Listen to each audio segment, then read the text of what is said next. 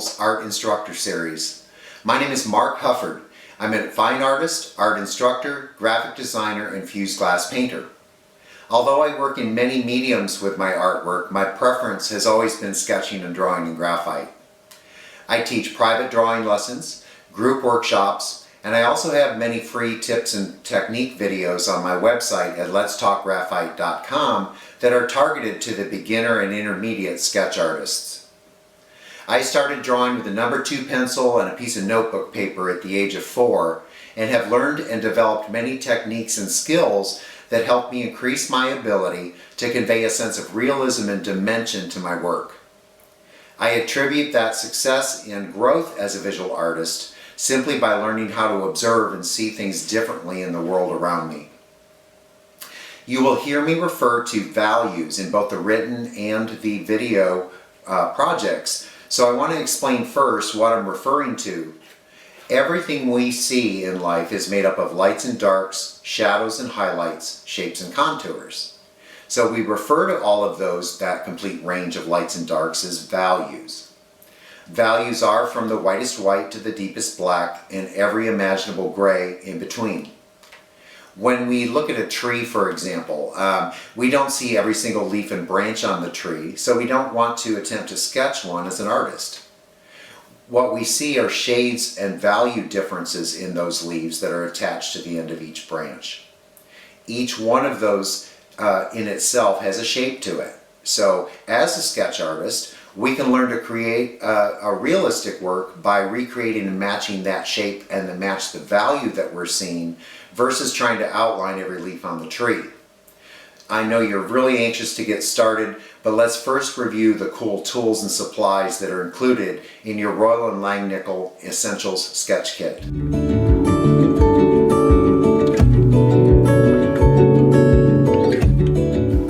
Let's take a closer look here at your Royal & Langnickel Essentials Sketching Art Set. It comes in a plastic case so you can keep everything very organized. And what we have here are, we have a set of 12 graphite pencils. We have charcoal pencils, charcoal sticks, graphite sticks, and then we have vine charcoal, a sanding block, we have a kneaded eraser, a plastic eraser, a pencil sharpener, and the blending stump. So what I want to do is go into a little more detail here for you. Our graphite pencils are made up of basically a powdered graphite that is added to a clay binder that actually determines how hard or soft that pencil is going to be based on how much binder is added to the graphite. So we have a full range of pencils here, and you see there's a number and letter associated with each one. H indicates to you that it's a harder pencil and therefore going to leave less graphite and lighter graphite on your paper. The B is blacker and blendable, and that's how I kind of remember that range, and when I started using a full range of pencils when I'm in my drawings. H, B, and H are kind of middle of the road, more like your standard number 2 pencil, and then you have this range in between. And so when you're doing your sketch projects, you'll actually kind of determine ahead of time which pencil hardness is going to give you the values that you're wanting to reproduce on your paper. The charcoal is made up of burned wood, and so basically this is the raw form, and it's typically made up of the willow tree or the tilia tree, and this is actually just a burnt vine, and the pencils are encased in wood, same charcoal, just encased in wood. The sticks are usually used for blocking in, or when you're working on very large projects where you have larger sheet of paper that you're doing and you need to cover more ground at one time. So they're a little bit messy because that gets on your fingers. As you can see, I just got powder just from touching it. The sanding block, I'd like to talk to you a little bit more about that, because that actually is what I use most to keep my pencils sharp. If your pencil, the end of your pencil gets dull, you want to use the sanding block and rub that back and forth as you're rotating it to bring it back to a point. And the reason that I use this more often than I use the pencil sharpener itself, as long as there is lead or graphite exposed on the pencil, you can use the sanding block to do the sharpening. When you start using the pencil sharpener, you're actually starting to shorten your pencil itself. So you'll extend the life of your pencil if you start using some of these techniques that I'm going to demonstrate, and in combination with using the sanding block. The sanding block is also a good use for cleaning off your blending stump when you get a little bit too much graphite built up on that, and it also helps kind of reshape it a little bit too. So let's look at this kneaded eraser. Is another, it's like Play-Doh, very pliable, and this is used to lift back graphite. It's used in many techniques that I'm going to show you here shortly, but I also will use that to clean off my blending stump. And so that's just another little tip for you. If it's already got the beveled edge and has maintained that, you just need to remove some graphite, just push it into your kneaded eraser and twist a little bit and you'll come out clean. The plastic eraser is pretty much used, I call it my starting over tool. If I've made errors on my page, or I just need to start an area over, this eraser will take you back to the paper. This one, you're less likely to remove all of the graphite. Pencil sharpener, pretty self-explanatory. It sharpens your pencil. And then the blending stump, like I said, that's actually, I call that my magic wand, because it's actually what helps me bring all of my work to life and create a lot of depth and contour in my finished works. So I want to move on now. We're going to show you some of the papers that you have options for. And Royal and Langnickel provides many different options for your pads of paper. They come in spiral bound. They are in pad form where you can tear out the sheet. They're hardbound journals that you can use. And what I always recommend that a new student does, or new sketch artist does, is get yourself one of the spiral bound journals and cut yourself a piece of cardboard, just cheap poster board, the size of the pad itself. And I would do that for every one of them if you're going to work within your pad. And I'll show you why. If I take a pencil and let's try to use a little bit harder one here. If I take a pencil and I draw directly in my pad and I make marks, if I don't have something under that, when I come to use this next sheet, you can see right there I've left 5 marks from that previous page in that. So what I like to do is have a piece of this in my pad at all times, keep it in with a paper clip or whatever, and that way you're not going to dent the paper and damage the paper on the bottom. The other thing that I would always recommend you do with your sketch kits when you first get them is create yourself a sampling of each pencil and how dark and light you can push that. So this gives you a visual reference of not only my charcoals but my graphite and even my vine charcoal down here. I have some sampling of what that's going to do for me. And so this is kind of a visual reference and a record. It gives you something to go back to choose the right pencil for the project that you're going to be working on. And so now I want to set this aside, and we're actually going to talk about the pencil grips that we're going to be using. I use 2 basic grips, hand grips, when I'm doing my pencil drawings. Most new artists are going to want to use it like they would write their name. And what you're doing is you're actually applying a little bit too much pressure, number one, and you're not having control over the values that you're actually going to be applying. If I just go back and forth like this, I don't have as much control. So what I like to use is a modified or alternative writing grip, where I pull back halfway on the pencil itself, and then I can apply my graphite in much lighter value. Because what we want to do in our drawings, I always start with a base value, build up, and then we build to those darks.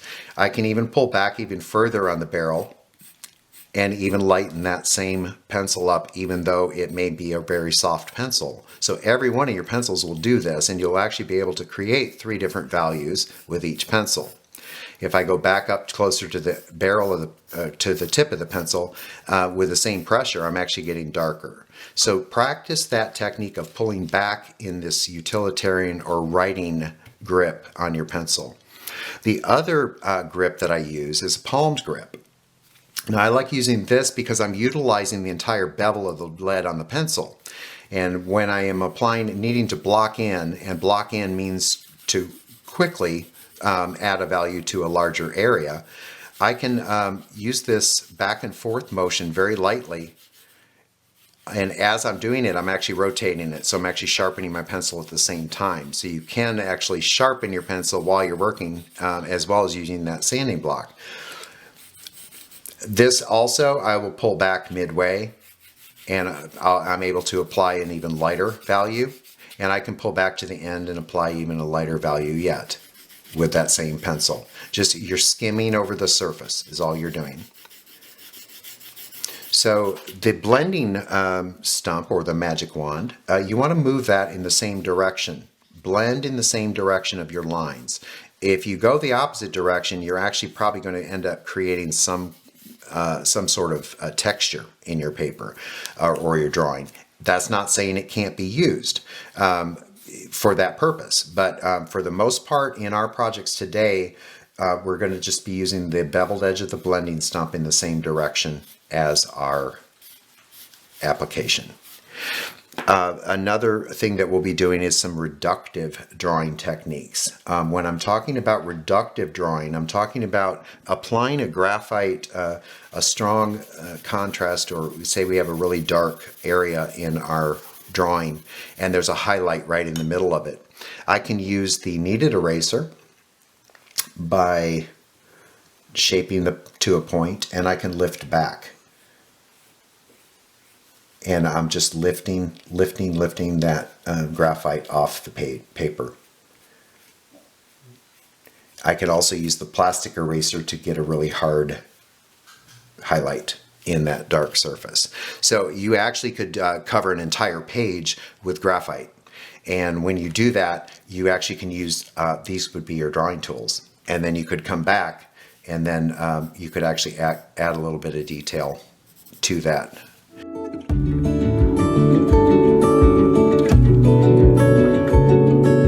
Let's talk a little bit more about the observation skills, and what I'm referring to when we're talking about increasing your observation skills is to use your reference image and start determining the different values that you're identifying in that photograph or image.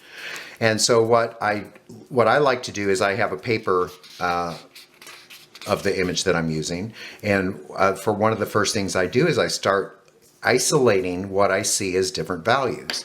So looking at this image, for an example, this one stands out to me. This value, which is a reflection, stands out. And so here's another one here, the same value. Then we have our dark value for our shadow. You see there's highlights from reflective light, a few highlights in here.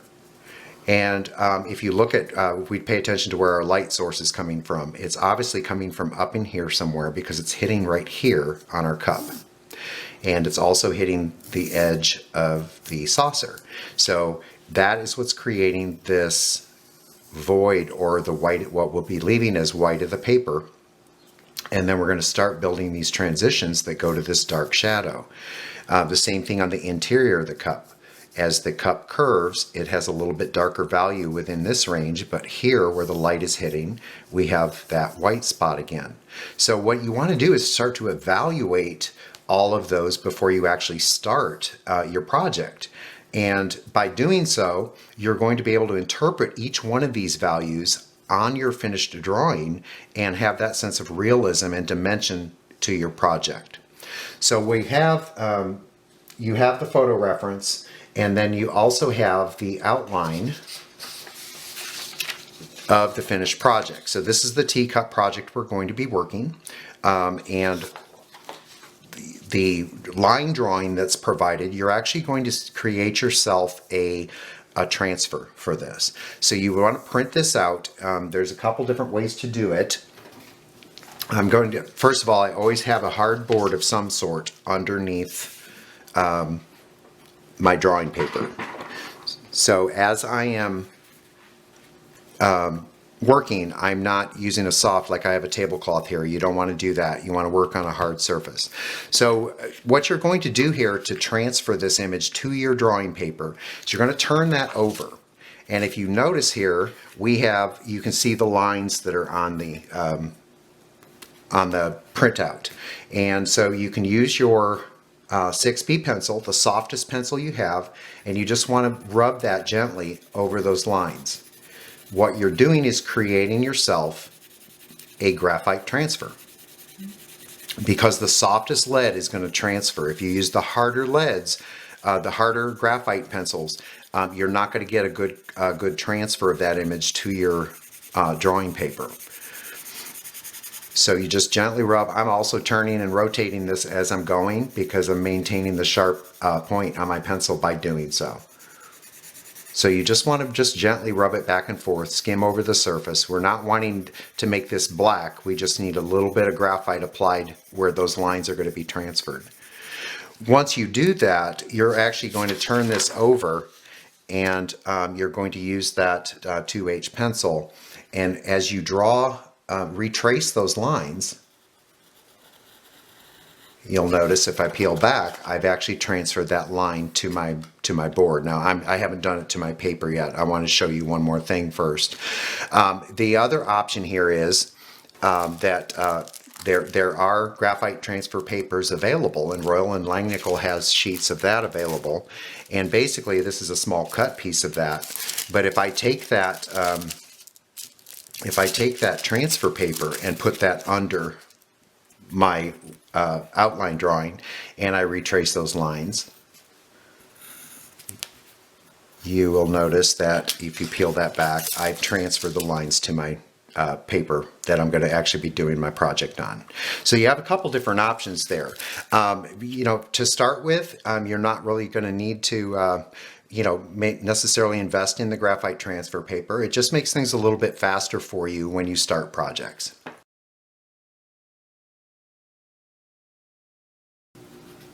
Let's get started on project number 1. You'll want to follow the step-by-step instructions that come with your sketch kit, and you'll want to take your time and become accustomed to the pencil grips and the techniques that I'll be demonstrating on this video. I prepared my work area by transferring my outline to my drawing project paper. I've taped this to my work surface. I'm using actually a piece of mat board here, but I have used masonite as well. So I'll be creating myself, first of all, a visual reference of those values that I've determined were in my reference image. And I want to actually create on the margin of my paper using the 3 pencils we'll be using for this project.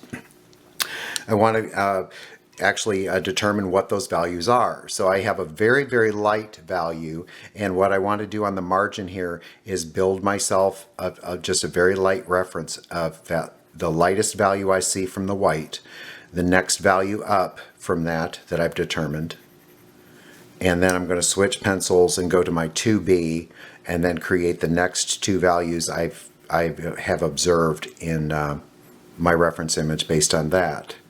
So this gives me basically a constant reminder that when I'm completed my drawing, that I have actually incorporated each one of those values that I've determined ahead of time are in that photograph that I'm actually using. So we're going to start actually with the HB pencil. You'll always want to place some kind of paper or paper towel under your hand. I prefer to use a paper towel just because it doesn't slide across my paper surface quite as much as paper is going to against paper. So always give your subject and environment. In this case, I've actually created a table. We don't want it just hanging there in midair. So with that HB pencil, I'm going to begin shading with this modified writing grip. I'm going to begin shading the interior, exterior of the cup, the table surface, and the tablecloth itself. And so I want to place the point of the pencil and follow the contour or shape And in this case, it's going to bow slightly upward because we're looking inside the cup. And then I'm going to come this direction. Again, just very light strokes. What we're doing is we're going to build values. It's easier to start with light and build to your darks than it is to start with your dark values first. Because if you start with your darks and you make an error, then what's going to happen is you're going to have a difficult time removing that from your paper surface. Now remember, we've already determined that the center of the cup here, the light source is coming down this direction. So I'll want to avoid that area when I'm applying my graphite. So I'm just making just little marks and following the contour. You rotate your work as needed. And so we'll just follow the contour shape. I'm going to come around this side. I'm actually going to turn my work slightly. So I'm working kind of away from myself. As I lift up on the pencil that direction, it's actually going to lighten up naturally with that stroke. So it's really important that you're actually following the contour shapes of the object or subject that you are actually building values on. This helps create that dimensional quality that we're looking for in the finished piece. Now you're going to work, of course, you're going to work much slower than I am. I have just very little time here to actually demonstrate the process and how I go about building my values. So we're going to cover up this dark shadow line, but I still want to start building this transition, just following the contour. See right here we're looking at a curve, this elliptical shape of the saucer. So I want to curve that direction and then come back this way. And just lightly sketch that in. And then we want to do the same thing over on this side. Now this side has that one reflection that we determined, which is actually the handle. So I want to just kind of move my pencil back and forth on that. You don't have to make deliberate strokes. You can actually just seat your pencil and then just overlap as you kind of continue around. And I'm just approaching this very softly. I'm not making any harsh, direct lines with my work. I'm very, very soft on the tip, gliding over the surface, especially when I get into these really tight areas like this.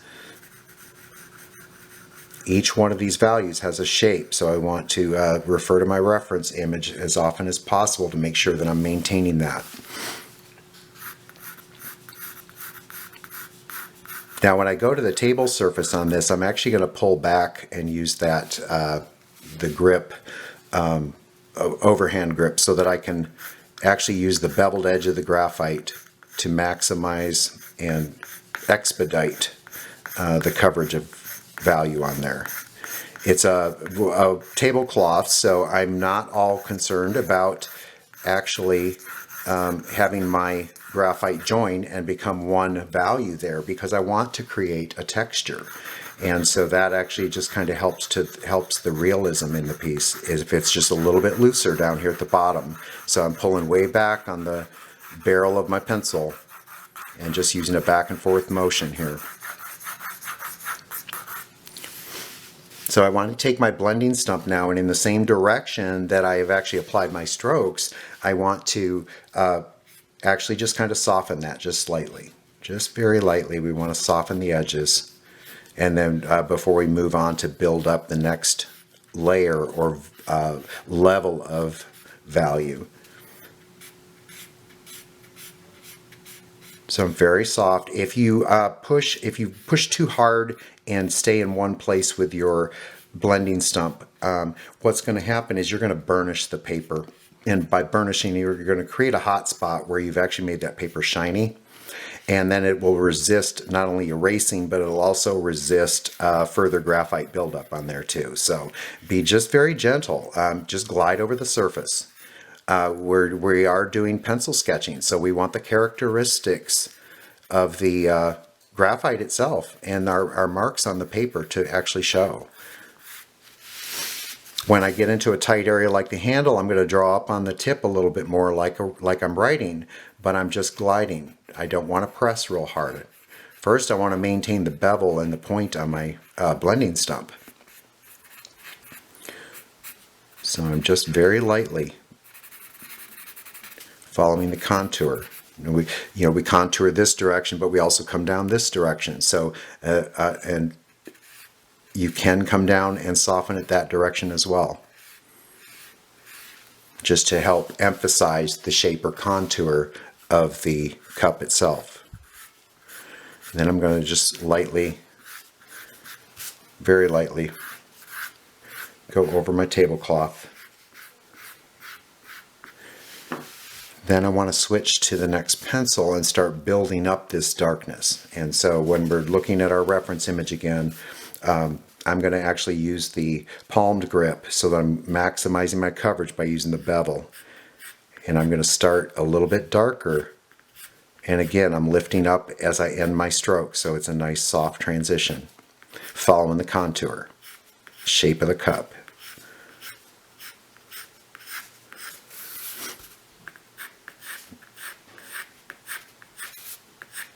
And we're just applying that next level, that next value that we've observed.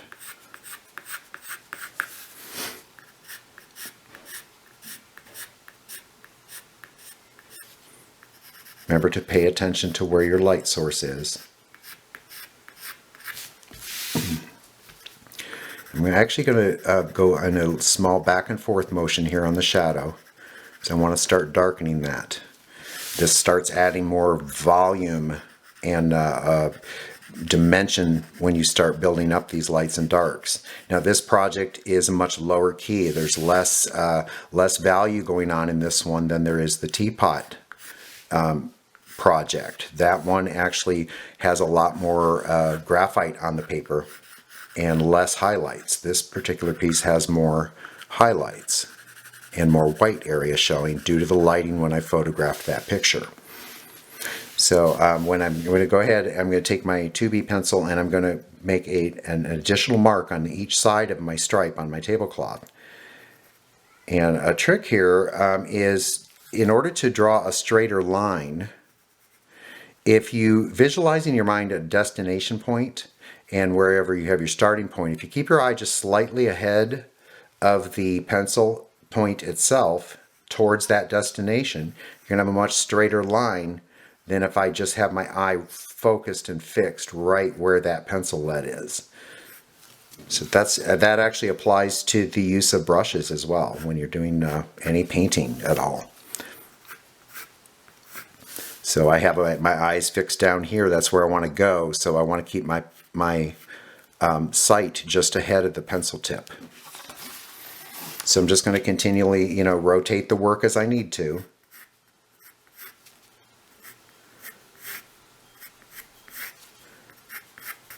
And sketch in those additional lines. Helps create that environment for that coffee cup and saucer, teacup and saucer. And then if you'll notice here on the edge, I've already started to determine values up to about this point. I have my lightest, I have 3 ranges of middle, and now I'm going to start deepening this even more. So I want to use my blending stump again, and the 2B that I just applied, I want to soften that as well using the beveled edge of the blending stump.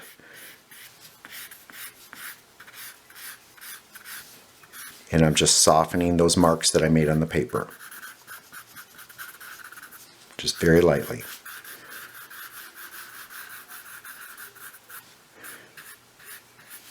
I'm going to come back again with that 2B pencil. I'm going to start redefining some of the lines that I'm starting to lose. Some of the little outlines that we want to remain in the drawing, I'm starting to lose some of that definition. So I want to go back with that pencil and I want to just kind of redefine that. Bring that a little bit darker value to where that light isn't hitting underneath the handle of the cup, the base of the cup here.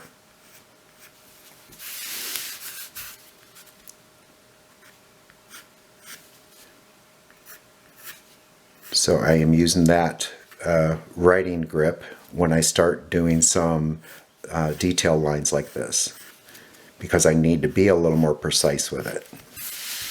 So you just continually rotate your work.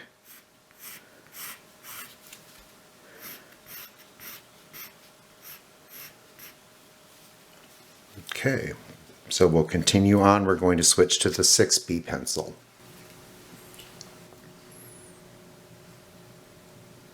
Okay, I'm going to go ahead and start building up more volume by using my 6B pencil, and I want to be a little more deliberate in these areas. So when I get into this shadow here, I am going to actually use the side and use that palmed or overhand grip on the pencil, and I'm just kind of moving that back and forth in small circular motions here just because it's a tight area. If I were covering a blocked area like a larger surface, I would be doing much broader strokes, but I want to keep that that shape that cast shadow actually creates there. So you just continually build up your values. And we just want to redefine some of these areas that have a little more contrast. And the contrast is what actually makes this makes your drawings pop. Is this contrast is your differences in of lights and darks that actually butt up next to one another.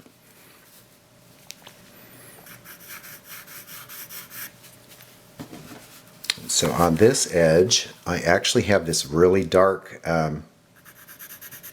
area, and so I want to use the pencil on its side, and in that back and forth motion, I'm not creating a separate stroke, I'm actually just gliding it with even pressure. Just back and forth, and I'm lightening up as I'm coming towards the center of the cup. Stay on the bevel of the lead, the graphite. And remember, as you're working this particular hold on grip on your brush, if you rotate, you're actually going to maintain that point. You're going to have to, extend the life of your pencil a little bit more, and maintaining that point and not having to sharpen it with the pencil sharpener. So now is where I'm running into this detailing, and I'm just going to further define that elliptical shape on the inside of that cup by starting here darker in this area, and as I'm pulling towards myself, I'm lifting up, creating that feathered look to that stroke. It helps create that softness. And just very faintly define just a few of those lines a little bit more, and then what I'm going to do now is go ahead and take that blending stump and soften this transition of values just very lightly.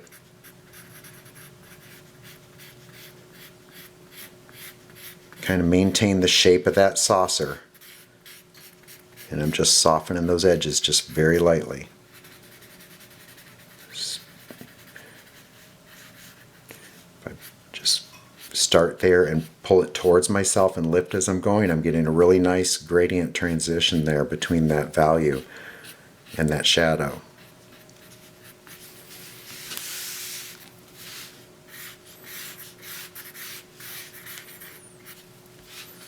I'm going to do the same thing on the side of the cup.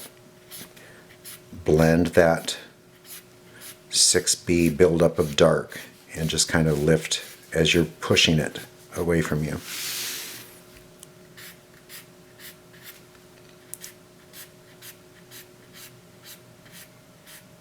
The next step on this is going to be to use our kneaded eraser, and we're actually going to be blotting some of this away. I'm going to use a little patting motion and blot some of this away, and you see what this is doing. It's creating this really soft transition, even though there are pencil lines there.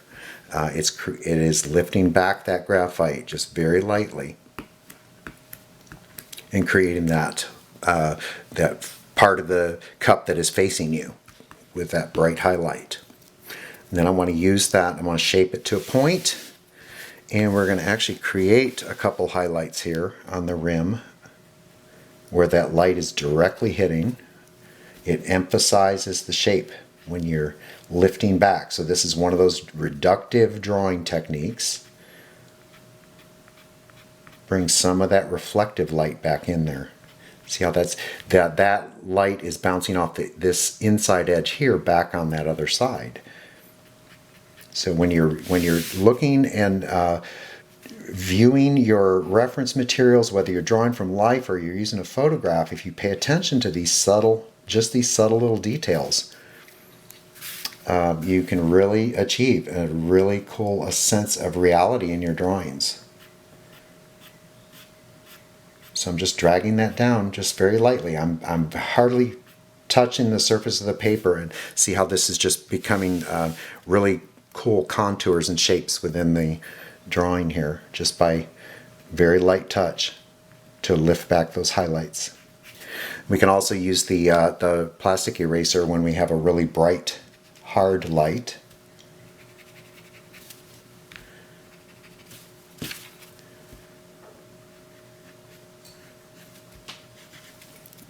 Then you just want to actually use that same eraser and come back and clean up any of your exterior edges that you might have blended over. You do not want to blow on the residue that's laying on your paper here. I use a brush. I use one of Royal's square brushes here, and I flick that away from me so that I'm not smudging or smearing my work. And remember, your plastic eraser will take you back to the white of the paper. The kneaded eraser does not do so.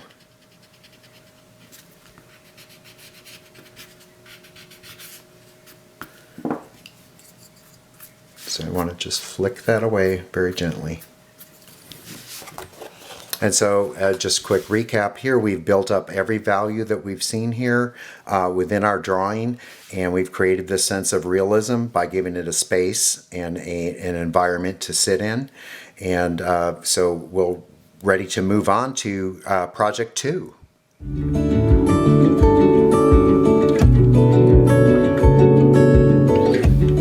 We are ready to move on to project 2, which is the teapot. This drawing, unlike the cup and saucer project, has a lot more value going on. There's a lot less white. So when we're starting this project, again, we want to take a look at our reference image and kind of identify these areas of highlight that are on the surface of this ceramic teapot. Now, these are not true pure whites. We only have a few little areas that have really pure white reflections and whatnot going on. So this has a lot more buildup of values that we're going to be doing on this piece. So when we start this, I've already transferred my image to my drawing paper. I have my paper taped down to my hard surface so that I am not going to be pressing into something soft underneath. And we want to actually start out by creating that value scale again based on those values that we've determined are in our reference image. And we are going to be using the 2H, the B, the 6B, 2B, 2B, and let's see, I think the 2H also. So we want to actually start identifying these, and I want to do this extremely light value. So therefore I'm going to go to that really light pencil. And I just want to, on its side, just kind of give myself that reference that I need to indicate that specific value that I've observed. I want to be able to interpret on my drawing. So I want to just build up each one of those pencils. I just want to build the values that I'm seeing and choose the pencil that's going to give me that deepest value. We look here to this darkest point at the bottom here. That's going to be the blackest black. And so I'm going to use that darkest pencil I have, which is the 6B. Then I've got some middle ranges going on in here, and that's going to be my 2B. So I have this reference, this visual reference that's going to, at the end of my project, I want to just double check and make sure have I interpreted all of those values that I've seen. So we are going to actually start with the 2H pencil, and we are going to build a base value up on basically the entire teapot. And so I want to use this pulled back, I want to apply this very lightly. So I want to use this palmed overhand grip, and I want to use the beveled edge of the pencil to cover as much territory as I can. And I want to avoid the areas that I have the whitest whites, which when you're looking at the lid of the teapot, this part that actually is in the back, towards the back, has one of our whitest whites that we will be leaving. So I want to just kind of build this value, and I'm just kind of going along the contour and shape of the teapot. And so I want to maximize my coverage. Again, place something under your palm of your hand to prevent smudging throughout the project. So, and again, we want to follow the contour of the subject, the object itself, in order to communicate a sense of realism to the drawing. So I'm just blocking in this base value. I'm overlapping slightly. Don't be too concerned with the variance going on in here, because we are going to be using those reductive drawing techniques with the erasers and coming back and removing some of that. So I just want to build that first initial base of value. So I'm turning my work as I go so that I'm approaching everything from the right angle, so the point is to the outside edge of my sketch. If I bring it on this side of the spout of the teapot, I'm going to end up, part of that is going to end up coming over my line. So I'll want to rotate this again and always approach from the inside.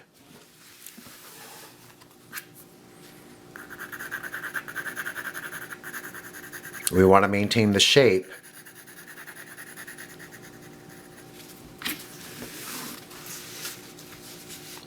Once I have that laid down there, I'm actually going to start building up a little bit right on top of that with the HB pencil. And I want to start, I'm not going to cover the whole thing. I'm going to pay attention to where these lights are. I have this light highlight here, and then these two nearly square images, when you look at your reference, that actually, these are the lights. When I took the photograph, these are the overhead lights that are reflecting here. So I don't want to add more value there. I want to come around those. So we're just slowly building up that value.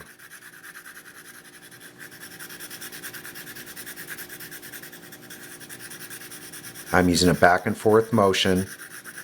I've pulled way back, so I'm actually controlling the amount of graphite that's being applied to the paper surface. Slowly back and forth.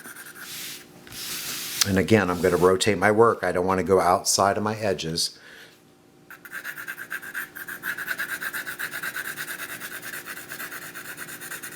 It's a slow build.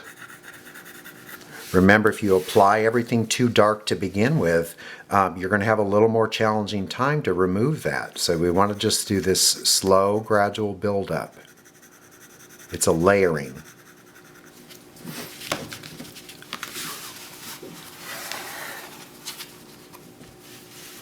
I'm going to come back with my blending stump, and I am going to make sure that I have the graphite from the previous project kind of wiped off. I don't want to apply darker value than I need to, so I want to make sure it's relatively clean. So I'm using that little tip with the kneaded eraser. Just push it in and turn it around a few times, and then you'll remove some of that graphite from it. I don't really need to use the sanding pad at this point, because I still have a really good sharp point on that. When you get in the habit of using the beveled edge more than the point, you're going to actually maintain the shape of your tool. So I'm just going to soften this transition, this value. Just want to very softly. And I want to go in the direction of the teapot itself, just very softly. You don't ever really want to use your fingers, remember, when you're doing any blending. And the reason that you don't want to do that is because our skin has oils and whatnot in it, and it actually can damage your paper. and cause little stains on your paper surface. So I'm just very softly, just kind of pushing that softer graphite, that HB. That 2H that we initially laid isn't going anywhere because that's a pretty hard pencil. So we just want to just push this around, give us a nice soft foundation to be building on those darker values.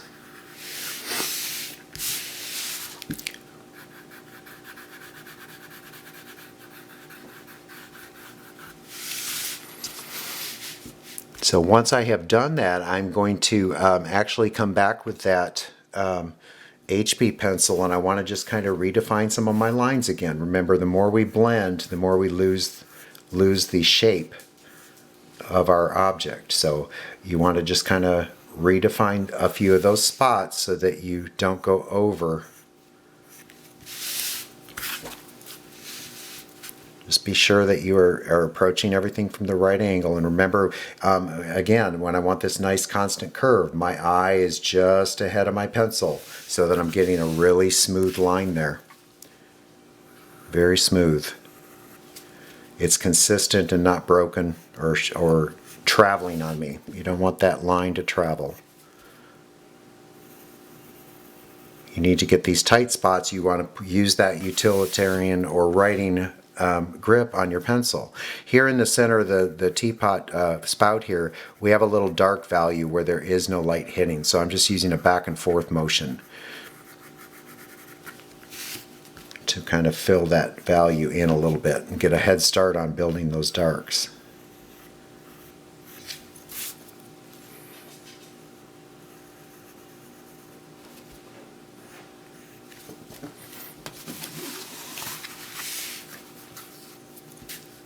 So when we come to the lid here, we have a dark shadow where it sets inside the lip of the teapot. And so you want to take a really slow approach to that so you maintain the shape that shadow is going to create.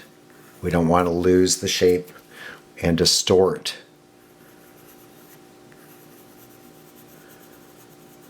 the lid or the lip of the teapot. And then I want to kind of fill in that area just with a very short, deliberate strokes.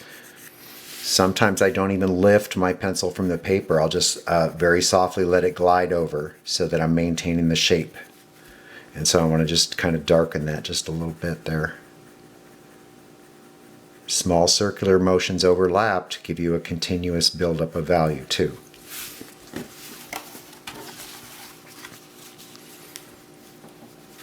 Okay, I want to redefine a little bit here.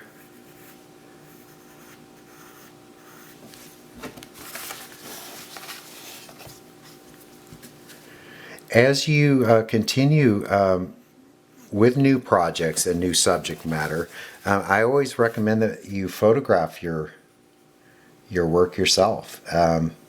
It helps you become a little more aware of composition and how you might want to approach a specific subject matter if you've taken the photograph yourself. Use your cell phone, your iPad, use any camera, and then just convert it to black and white so that you're able to evaluate those gray scales.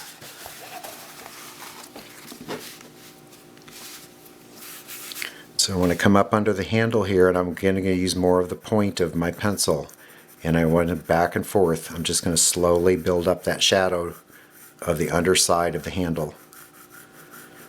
I'm not lifting off because I don't want to make a definite mark coming back down on the paper. I'm just skimming. So you'll switch grips on your pencil depending on what area you're working and how much ground and territory you need to cover.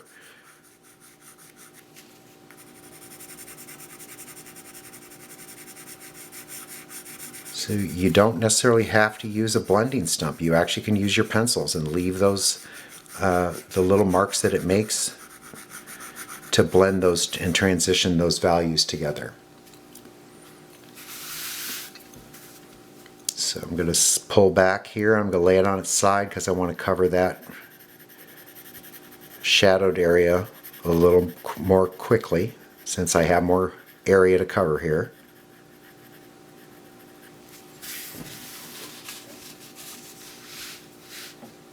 And then we're going to begin to shade the table down here. All right, I'm going to use that palmed grip on the pencil, and I'm going to start shading very lightly the table surface that the teapot is sitting on. And I'm just using a back and forth motion. I'm not really overlapping so much, but I'm trying to be as deliberate as I can, to be as close as I can without really overlapping and creating too many shifts in the values there. And so you just want to light back and forth, rotate your pencil as you're working, and you keep that lead sharp.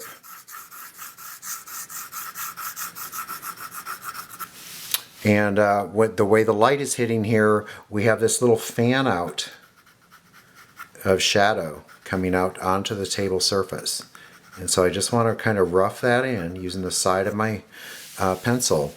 And then I'm going to rotate the work so that I can approach this at the right angle. And I want to just add a little more value to that section where that shadow is being cast on the table surface.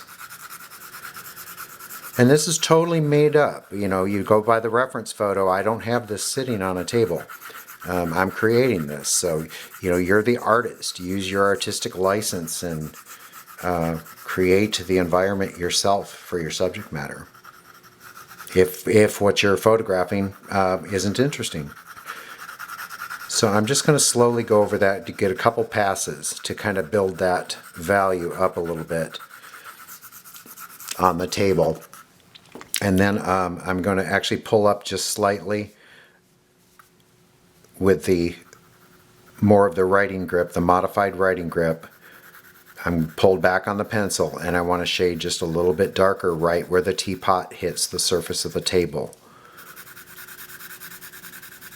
Just a back and forth motion. I'm not doing pencil strokes. I'm just moving the pencil lead itself back and forth on the paper surface.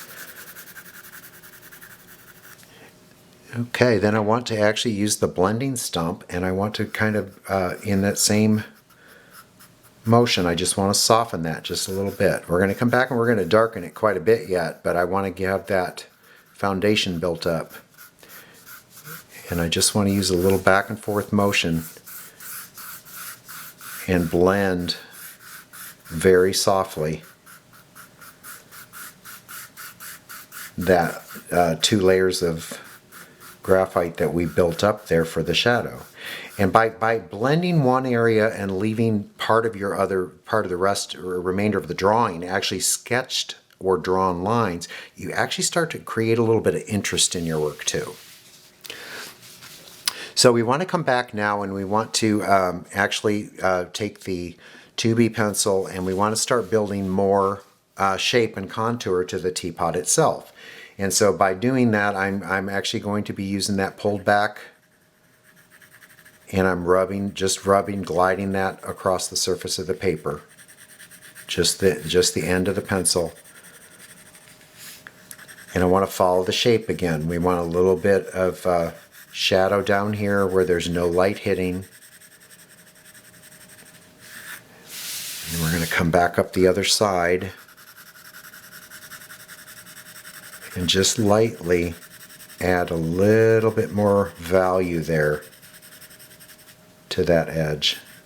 And we wrap around this the bottom edge of the lid, the opening to the teapot, casts quite a nice shadow. So we want to actually intensify that a little bit and create that dimension. Again, turn your work as you need to approach that shape that you are visualizing.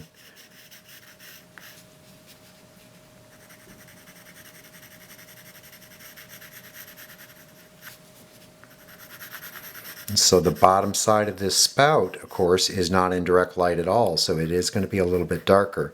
So I'm actually going to pull up a little bit, choke up a little bit closer to the end of where the graphite is, with the tip of my pencil, to kind of get in there and make sure I'm not losing or distorting the shape that I've sketched out.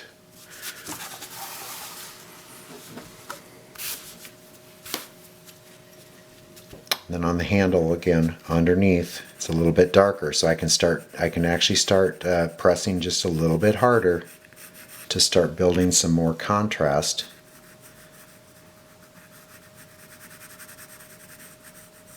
And I'm just gliding it over the surface. Down here at the base, the closer it gets to the table, the darker it's going to be.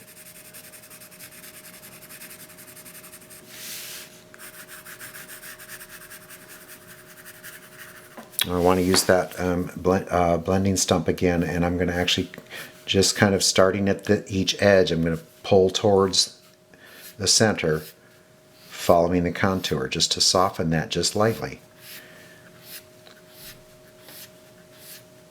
Every little mark does not have to be blended smooth. I do that frequently in a lot of my drawings where it almost looks like a black and white photograph by using just nothing but blending techniques. But just learning, I want you to kind of understand the difference between a blended area and the contrast that actually gives visually.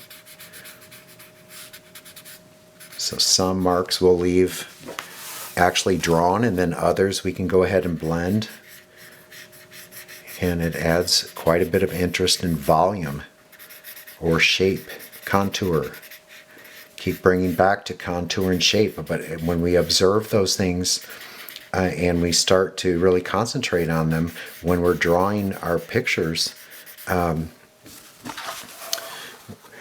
viewer has a lot more interesting things to look at.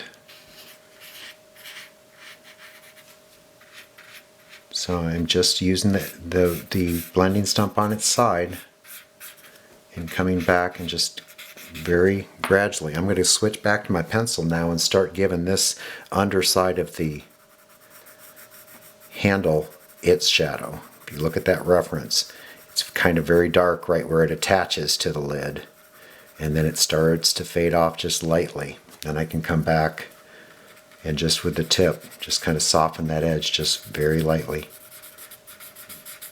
Get this smooth transition to where that reflection is within the lid.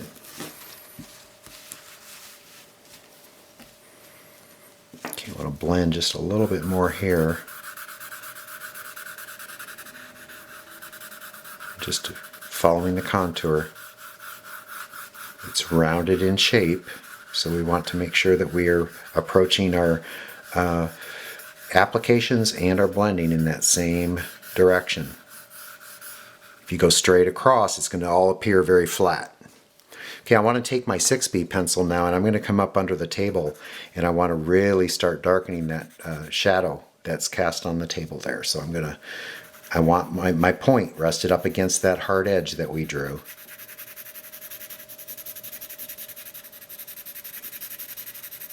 And I'm not coming down all the way. I'm actually going to use my blending stump and transition that dark into this lighter value that we have built up.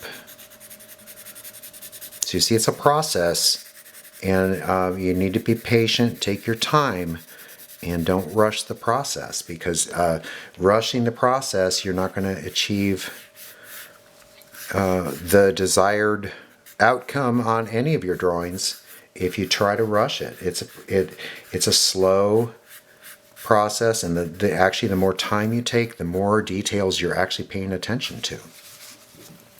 So I want to continue with that 6B. I want to come up here and I want to start with the back and forth. As I glide down, I'm right in the center is where the weight is on my stroke there. And so I'm feathering it on either side when I do that kind of a scooping motion. So I'm actually kind of blending that beginning and end stroke right into that graphite that's on either side of the stroke by doing that. So just work on the tip very lightly.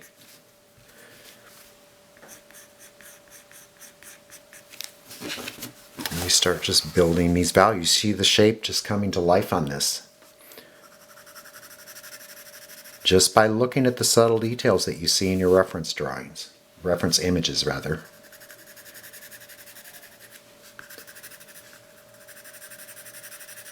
So experiment, explore it.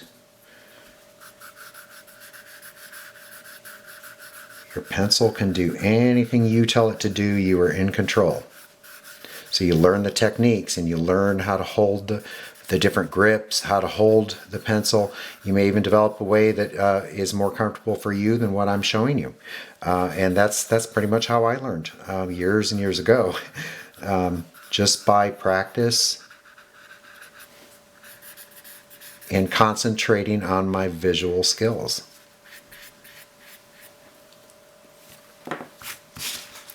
Okay, I'm going to come back here. You see I started to smudge a little bit here, so I'm going to use my kneaded eraser and pull some of that back.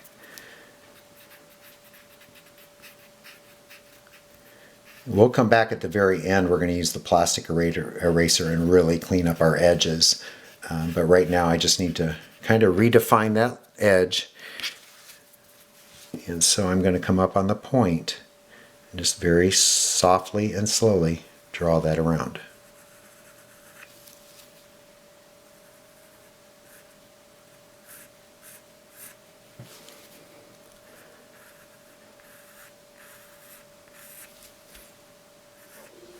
Once you really start to develop the techniques and you understand the techniques, you're going to develop your own style as an artist. And actually your work will become recognizable when people see it.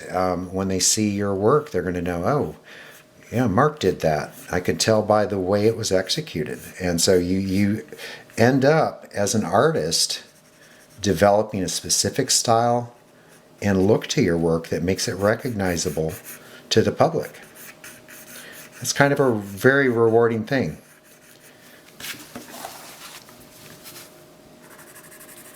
So I'm just continually looking at my reference, and I'm just kind of coming back and just adding more contrast, adding just a little more depth by deepening a few of these values just slightly.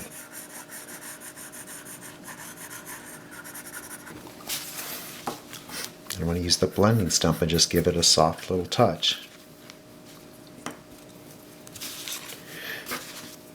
Now I'm going to go ahead now and we are going to actually start using the kneaded eraser and the plastic eraser and clean this up a little bit. So we're going to come in with our eraser now, and we're just going to again use that kind of that dabbing motion here in the middle where this light would be coming down and hitting the widest part of the rounded teapot. And we're just going to dab just a little. And if you move it while you're dabbing, you're actually kind of blending those values a little bit too at the same time. So we want to come back and just ever so lightly just kind of dab it down and pull up. If you twist, you can actually start eliminating a little more graphite than you're really wanting to. And then I can come back and shape the point again, shape it to a point, and I can start lifting back the highlights that I see in the handle. And all these reflections coming off those overhead lights. You have a little shape here coming up the handle, and actually it's really dark on one side, so I'm going to go ahead and use the point of my pencil, kind of a shade on the other side of that, and then I can soften that with my eraser. There we go.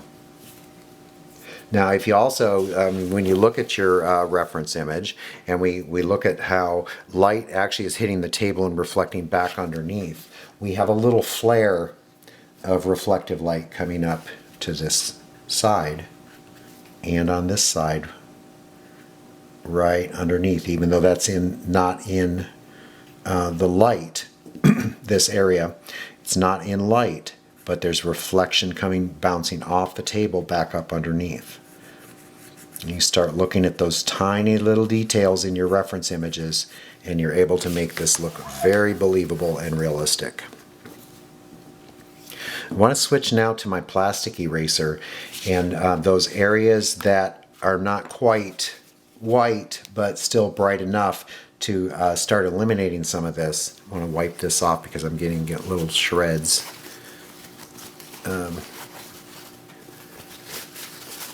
Want to just very lightly, I just want to pull the shape of those square reflections. See how that just, it's very soft, but you can tell that it's obvious that the light is hitting that area. And so you just follow that shape. I can actually use the whole edge, that whole edge, and cover more ground. Then I can use that beveled edge again right up here at the top where I have a really bright highlight. If I just go back and forth in that spot, you see I'm able to communicate that in my drawing. Again, don't use your hand, use a brush to brush away the residue from the plastic eraser. And then up here in the top handle, we also have the same repeat of those reflections is up here. And so I just want to touch those just very lightly. Okay. Back in this area, I'm going to actually switch back to this kneaded eraser because it's not a white highlight, but it's a very light highlight on the spout here. So I want to leave some value built there.